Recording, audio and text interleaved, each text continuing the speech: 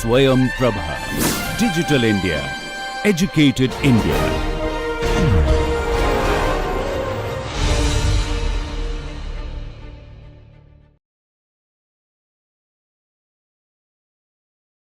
As part of the new discussion on the regulatory, uh, on the part of the new discussion on regulatory authorities for infrastructure development, this particular presentation will include the discussion on economics of regulation. We'll also try to link the how regulation is one of the major contributor in privatization process.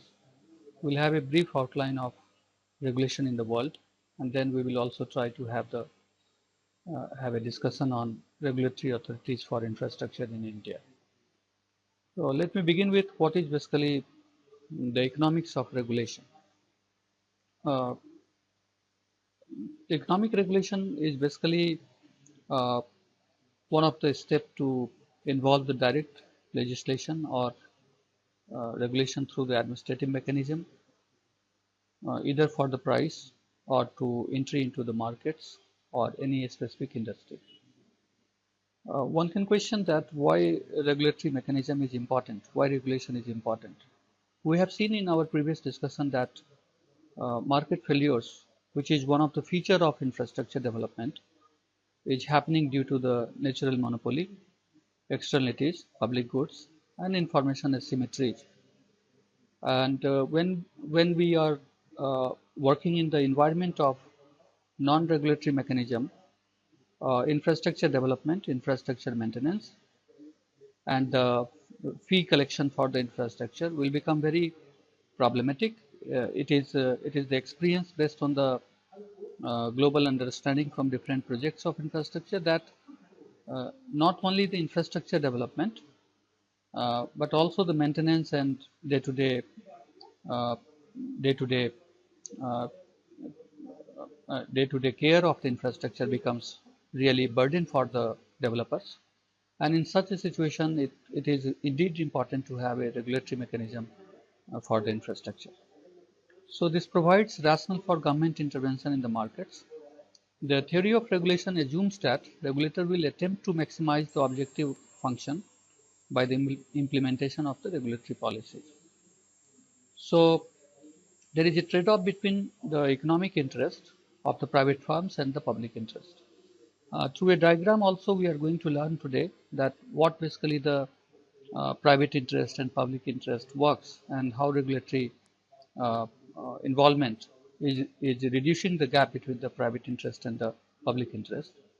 So the government have a very positive role to play, and this positive role is to provide a proper regulation for effective functioning of the economy without hampering the development process and optimizing the interest of the parties involved in the development of infrastructure and production of the various services to the people. So uh, one of the tasks of any regulatory authority is to fix the prices or the fee which is charged by the service provider. So the common method is to find out the fair return pricing principle, and the price is set at the point where it is equal to the average total cost. So the price is equal to ATC, which we are going to also see in the diagram, and it is allowed to include market rate of return in the ATC. This also provides an guarantee to the new investors or to have the new investment flows to the development of infrastructure facilities, because if price is not equal to the average total cost, there might be loss for the infrastructure developers.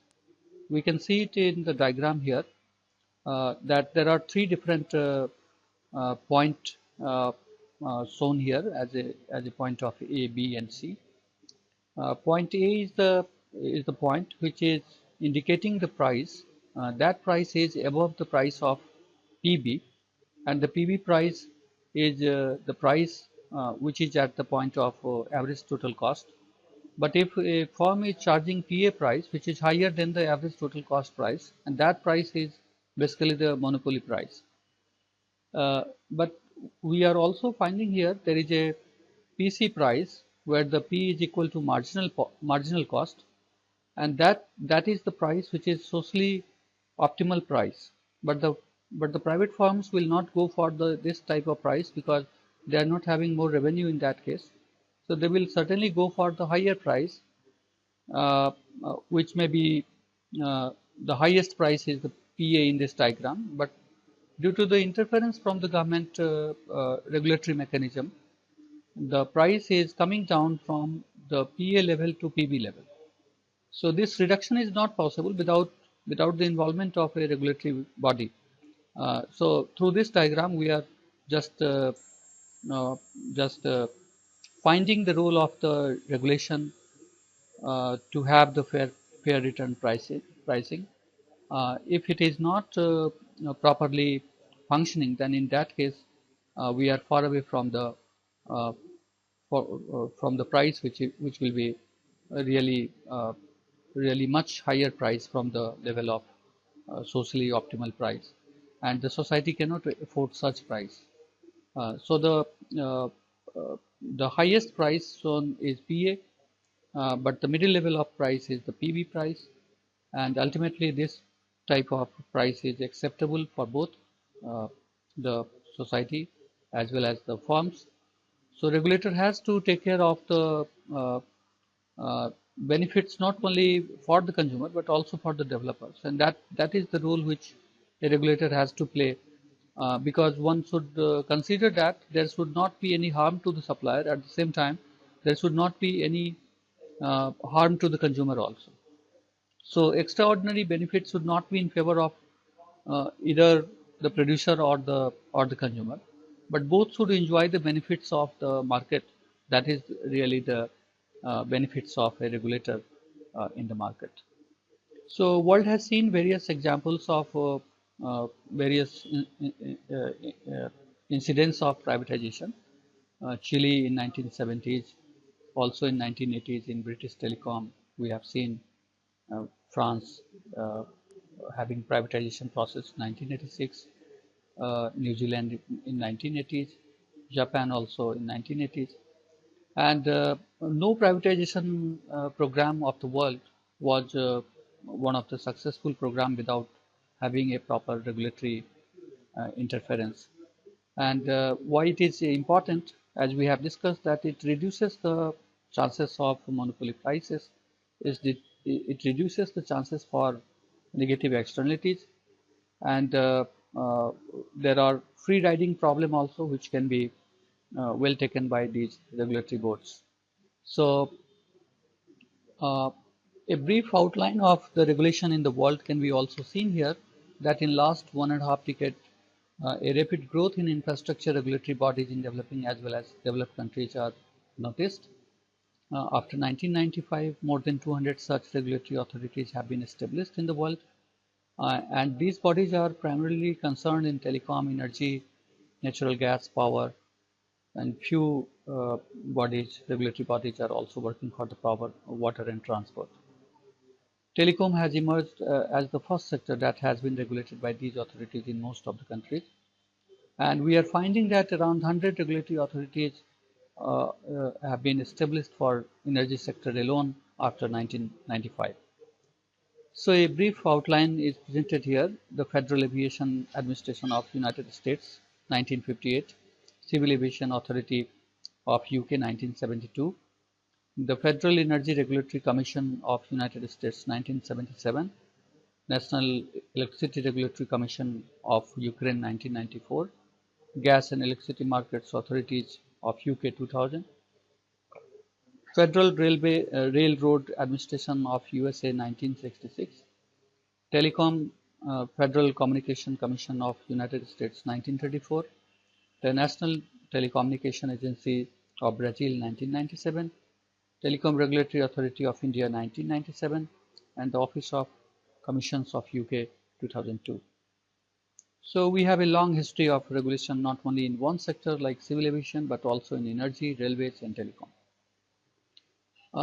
Now one cannot consider the development of infrastructure regulatory authorities In India, we can see here the Tariff Authority for Major Ports, TAMP, Airport Economic Regulatory Authority, AERA, Central Electricity Regulatory Commission, CERC, and the Telecom Regulatory Authority of India, TRAI. So the Ports Tariff Regulation Tariff Authority of Major Ports was set up in April 1997, not very old, but at the same time it was created by the amendment in the Major Ports Trust Act 1963 by Ports Law Act 1997. It is an independent authority for the regulation of tariff, both vessel related and cargo related, and it also fixes and determines the rates for the lease of properties in respect of the Major Ports Trust and the private operators. The major functions are the regulation of tariff levied by the ports, fixation of charge for the use of properties belonging to the ports, fixation of fees for pilotage, hauling, booking, and other services. Major achievement after TAMP is it has organized 39 hearings mutually with the ports, port users, build, operate, transfer operators, and the bidders for the PPP. Tariff proposals were refined by these hearings and help in regulating tariff. It has also allowed market-linked tariff for major port trust. Currently, India has 13 major ports and about 200 non-major ports. One can see the growth of cargo and container at major ports of India compared to financial year 13.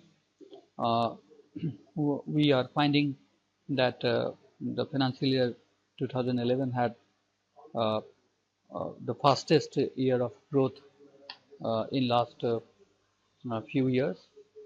We are also finding that especially the container uh, uh, services also we have added advantage in last few years, and this is not possible without having a regulatory authority. Similarly, in civil aviation sector also, Airports Economic Regulatory Authority of India was created by uh, an act in 2008. The act was the Airports Economic Regulatory Authority of India Act, and the regulatory functions of AERA were notified with effect from September 2009. AERA works in open and transparent environment, and it has mandated to regulate and monitor the tariffs for the aviation sector in India. The major functions are determining the tariff for air services, regulating the development and user development fees, decides the passenger service fees, set the standards and monitor the quality and reliability of the services, the capital expenditure incurred for the airport facilities, set the rules for the improvement of services, the cost for improving efficiency and economic and viable operations for the major airports. So one of the progress may be noticed here with some of the statistics. Uh, the total passenger in India in 2009 and 10 grew to 123.75 million from 40 million in 2000 and 2001. There is an increase from 68% in 2004-5 to 74% in 2010-11 in the number of domestic passengers to the total passengers uh, at Indian airports. Total cargo increased at a compound annual growth rate of 10.4% during 2004 and 2005 to 2010-11. Passenger carried by scheduled airlines in India has a fast growth, and which has 67.73 million number, and this shows that compared to the last 2 years also we have increased in terms of adding the more and more passengers, and this shows that how uh, the size of the market, especially in airline sector, is increasing compared to the previous years. In terms of electricity regulation in India, at the central level we have the Central Electricity Regulatory Commission. At the same time, various states are also having a State Electricity Regulatory Commission. So, Central Electricity Regulatory Commission was established on July 24, 1998 by the Electricity Regulatory Commission Act 1998 to regulate electricity power sector of India. Uh, uh, The main functions under the Electricity Act of 2003 was to promote competition, efficiency, and economy in electricity generation. CERC aims to raise the quality of supply by removing institutional barriers and promoting investments to bridge the demand-supply gap and to protect consumers' interest. An efficient and developed power market is also promoted by CERC. The major functions are tariff regulation of companies owned or controlled by the central government, regulation of tariff of other generating companies, management of the interstate transmission of electricity, determining the tariff for interstate transmission of electricity, issuance of license to electricity traders with respect to their interstate operations, improved access to information for all stakeholders, levy fees for the purpose of the Act, specify grid code for grid standards, ensure the standards with respect to quality, continuity, and reliability of services, fixation of the trading margin in the interstate electricity trading. So some of the achievements are in terms of installed capacity megawatts. The Ministry of Power, Government of India's data 2003 shows that compared to 1997, we have almost crossed the uh, just uh, just double capacity of the megawatt, and this is one of the achievement in the post regulatory era. In terms of telecom, the Telecom Regulatory Authority of India, which was set up on 20th February 1997 by an Act of Parliament called the Telecom Regulatory Authority of India Act 1997, has the major objective to regulate and fix or revise tariff for telecom services. It also aims to provide fair, transparent, and conducive environment to telecom operator uh, in the country. TARAI Act was amended in 2000 to establish telecommunication dispute settlement and appellate tribunal. TDSAT took over the uh, uh, all the dispute settlement functions from the TARAI. So the main functions of Telecom Regulatory Authority of India is the regulation of the telecom services in India, tariff setting and notification of the call rates for the domestic and international calls, make recommendations on the need and timing of the introduction of new service providers, ensuring the conformity of the terms and conditions of the license, management of a spectrum, ensuring the quality of services by setting up the standards, protection of the consumer's interest, and it also ensures the effective compliance of the universal service obligations. The growth of telecom sector can be evaluated as the increase in the tele-density by 1.92% during the period 1948-1998, and which is now 18% in just 10 years after the rise inception. 6 million subscribers are added every month. India became the fourth largest network in the world, and the contribution of telecom service industry is 2.7% to the India GDP.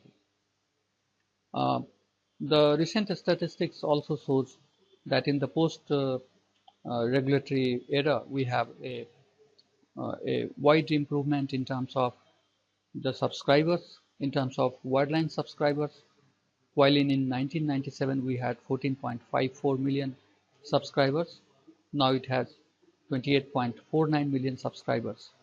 While in the wireless subscribers sector we had a huge jump, which was 0.34 million subscribers in 1997, now it has reached to the 904.51 million subscribers. So the total subscribers, which was around 15 millions in 1997, has now reached to the new height, and that is 933 million subscribers, and the tele density, which had 1.5756 in 1997, is now reaching to the new height of around 75%. So this is all about the contribution of the regulation by the Telecom Regulatory Authority of India. In terms of internet subscribers also, the subscribers uh, uh, new subscribers added is 251.59 millions, which was 0.09.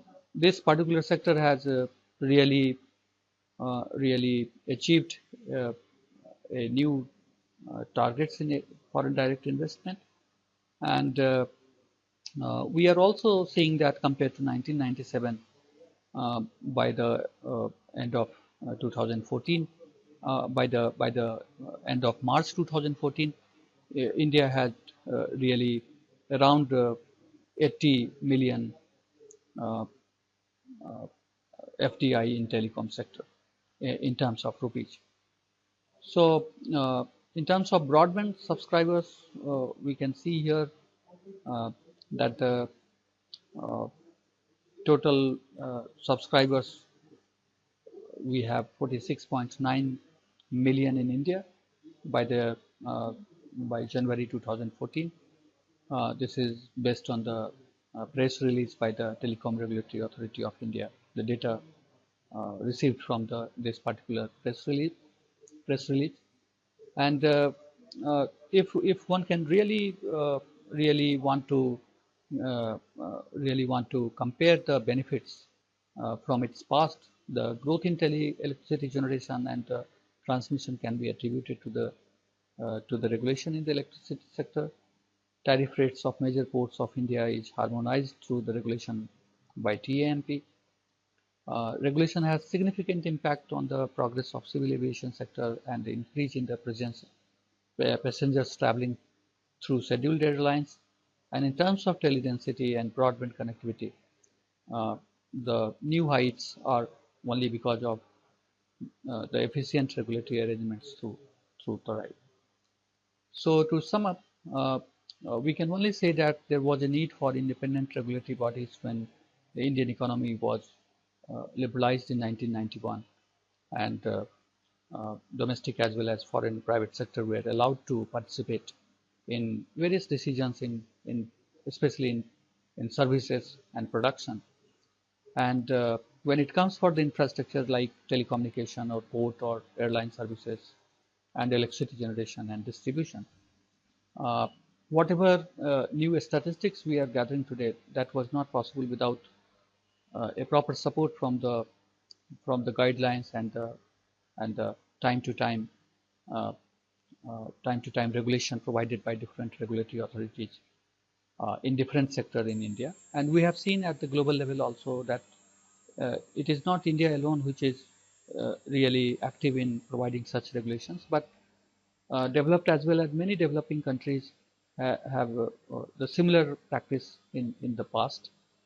And sectors like ports, civil aviation, electricity, telecom were already having likewise regulators. And all the sectors that established regulators, they have really witnessed the fast growth. Uh, India alone is one of the example where we can say that it was not possible for India to become the fourth largest telecom market in the world, but it is happening just because of the active regulatory authority, which is Telecom Regulatory Authority of India. So there is a need for regulators for other infrastructure sectors like railways and roadways. Uh, and uh, the entire discussion shows that more we have the clear-cut rules, norms, policies, and supportive guidelines, then a particular sector has, especially infrastructure building up the infrastructure, is one of the challenge as we have already seen in our previous discussion. And at the same time, maintaining that infrastructure is another challenge. To minimize those challenges, it is indeed important to have a regulatory mechanism. And in any sector, wherever we were having this regulatory mechanism, we were in the position to have more better infrastructure facilities developed, and we were having more expansion in the size of the market, and at the same time, we were able to have the world-class growth performance. So this particular discussion gives us an idea that how regulatory authorities, regulatory bodies, and regulatory mechanism works, not only in terms of providing the service, but providing the services on a very suitable price for the consumer. And that price is not only suitable for the consumer, but also for the service providers. So I hope this entire discussion will give you some idea about how a regulatory authority works and how this particular functioning of the regulatory authority helps in getting a very competitive price as well as a satisfactory level of the service. Thank you.